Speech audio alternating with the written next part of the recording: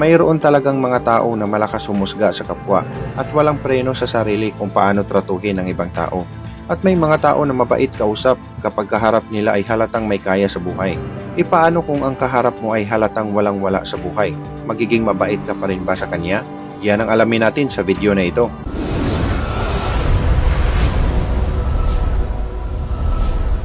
What's up guys? Maligayang pagbabalik sa ating bagong video. Sa video na ito, ating matutunghayan ang isang kakaibang kwento ng isang manager dahil sa ginawa nitong pagpapalaya sa restaurant ng isang matanda at magugulat ka kung sino ito. Sa napakagandang lugar sa Latin America na kung saan matatagpuan ng isang sikat at mamahaling restaurant. Marami ang kumakain at tumadayo sa restaurant na ito dahil sa napakasarap ang kanilang pagkain kaya ito ay binabalik-balikan ng mga tao. At sa restaurant na ito ay dito nagtatrabaho si Antonio bilang isang waiter para masuportaan ang kanyang pamilya sapagkat siya lang ang inaasahan sa kanyang magulang dahil wala na siyang ama at mayroon pa itong kapatid na may sakit na sinusuportaan niya sa pang-araw-araw na pangangailangan at gamot nito.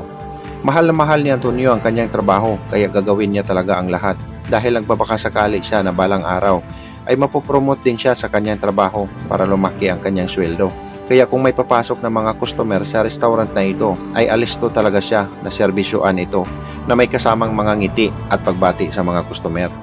Bising-busy si Antonio sa pagkuha ng order sa mga customer. At sa hindi inaasahan, mayroong isang matanda na biglang pumasok sa restaurant na ito. Hingal na hingal at marumi ang kanyang damit na parang palaboy sa kalsada. Kaya nilapitan niya ito at tinanong kung ano ang order nito. Nagsalita ang matanda at sabi nito na, "Pasensya ka na iho. Hindi ako order," sabi nitong matandang babae. At humingi rin siya ng paumanhin sa mga customer dahil sa kanyang abala sa biglaang pagpasok niya sa restaurant na iyon. Nakita ng manager si Antonio na may kausap na matandang babae kaya lumapit kaagad ito at hindi inaasahan na ito ay kanyang sigawan at pinapalabas niya sa restaurant na iyon. Nagtinginan ang mga customer dahil sa ginawa sa manager at ang waiter na si Antonio ay naawa sa matanda dahil umaambon sa labas at malamig ang panahon. Ngunit hindi naman siya makapagsalita sa kanyang manager dahil siya ay takot dito. Walang nagawa ang matanda kundi lumabas na lang. Pumasok kaagad sa isip ni Antonio na tulungan ang matanda kaya lumabas ito at hinabol niya ang matanda para ito ay abutan ng kunting tulong. Dahil iniisip niya na gutom na ang matanda kaya ito pumapasok sa restaurant. Paglabas ng waiter sa restaurant ay hindi na niya nakita ang matanda. Ngunit patuloy lang siyang tumatakbo at binabaybay lang niya ang kalsada hanggang sa naabutan niya ang matanda na naglalakad. Noong nakita na ng waiter, sumigaw ito at sinabing, "Lola, saglit lang." At lumingon ang matanda at nagtaka. Sabi ng waiter na si Antonio, "Buti naabutan pa po kita, Lola. Ito kunting barya para may pambili ka ng pagkain dahil alam ko na gutom ka na kaya ka pumasok sa restaurant. Pagpasensyahan nyo na po ang pera ko at ito lang ang kaya kong ibigay sa inyo dahil ibibili ko pa po ng gamot para sa aking kapatid na may sakit. Kaya po Lola, hindi po ako magtatagal, baka pagalitan po ako sa aking manager at babalik na po ako sa restaurant. At pagpasensyahan nyo na rin po ang ginawa sa inyo ng aking manager." Ang matanda ay hindi nakapagsalita at ngumiti lang ito. Iniisip ng matanda na kung sino pa yung mga tao na walang-wala sa buhay ay siya pa yung marunong lumingon sa kapwa at handang tumulong sa mga mahihirap na walang hinihiling kapalit. Si Antonio ay dali-daling tumakbo pabalik sa restaurant dahil ito ay natatakot baka hahanapin siya ng kanyang manager. At ito na nga, nakita siya ng kanyang manager pagpasok niya sa restaurant at tinanong ito kung saan siya galing. Ang sabi ni Antonio ay lumabas lang siya saglit para abutan ang matanda ng konting pera para ito ay makabili ng pagkain. Imbis na matuwa ang manager sa kanyang ginagawa ay nagalit pa ito at sabi sa kanya na, "Bakit hindi ka nagpaalam? Alam mo ba na bawal kang lumabas ng restaurant sa oras ng iyong trabaho? Ikaw, pumili ka kung sino ang mas importante sa iyo, ang trabaho o ang matandang pulubi na palaboy-laboy na lang sa kalsada."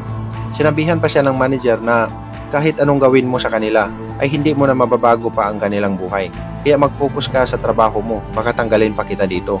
Iniisip ni Antonio na imbis na magiging malungkot siya dahil pinagalitan siya ng kanyang manager, ay lalo itong nagiging masigla dahil iniisip pa rin niya na masarap sa pakiramdam ang makatulong ng tao kahit kaunti na walang hinihinging kapalit. Patuloy pa rin si Antonio sa kanyang trabaho kahit hindi niya gusto ang kanyang manager ay pinipilit lang niya ito dahil iniisip niya na mas mahalaga ang kanyang trabaho dahil mayroon siyang inaalaga ang kapatid na may sakit at siya lang ang inaasahan sa kanyang pamilya. Kaya kinakain na lang niya ang kanyang pride at nagpapakumbaba ito. Lumipas ang isang linggo at mayroong pumarada na isang mamahaling sasakyan sa harap ng restaurant mismo.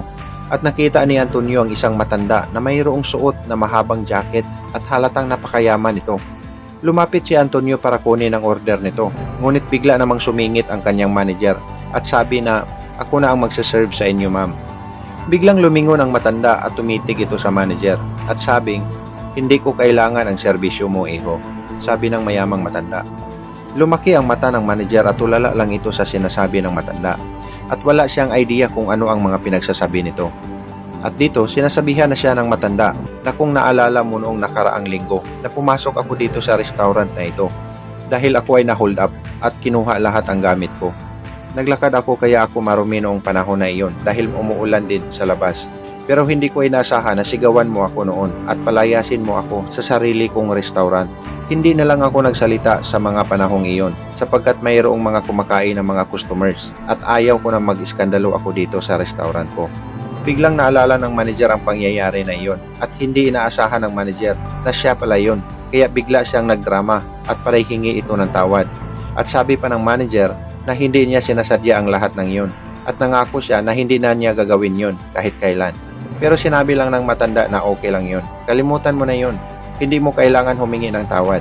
Pero masakit man ito para sa iyo ang sasabihin ko na ayaw ko nang makita ka dito sa restaurant ko. Dahil ayaw ko na mayroon akong empleyado na tulad mo na bumabase lang sa mga panlabas na anyo at walang respeto sa mga matanda. At gusto kong ipakilala sa iyo ang bagong manager sa restaurant na ito. At dito tinawag ng may-ari ng restaurant ang waiter na si Antonio. At tinanong ito na, "Anong pangalan mo, iho?" Sabi ng waiter ay, "Antonio po, ma'am." Sabi naman ng may-ari ng restaurant na, "Una sa lahat, gusto ko magpasalamat sa iyo noong araw na walang-wala ako. Dahil hinabol mo pa talaga ako sa labas at inabot mo sa akin ang iyong kaunting pera para lang ako ay makabili ng pagkain. Kahanga-hanga ang ginawa mo, iho. At hindi ko akalain ang tulad mo ay mayroong mabuting puso sa kapwa at handang tumulong na walang pag-aalinlangan. Naalala ko pa noon na sinabi mo na mayroon kang kapatid na may sakit. Tama ba?" Sabi ni Antonio ay, "Opo ma'am, meron po. At ngayon, iho, susuklian ko ang iyong kabutihan dahil ako na ang magpapagamot sa iyong kapatid at ako na ang bahala sa pinansyal na pangangailangan ng iyong magulang. At dudublihin ko ang sahod mo bilang isang manager sa restaurant na ito.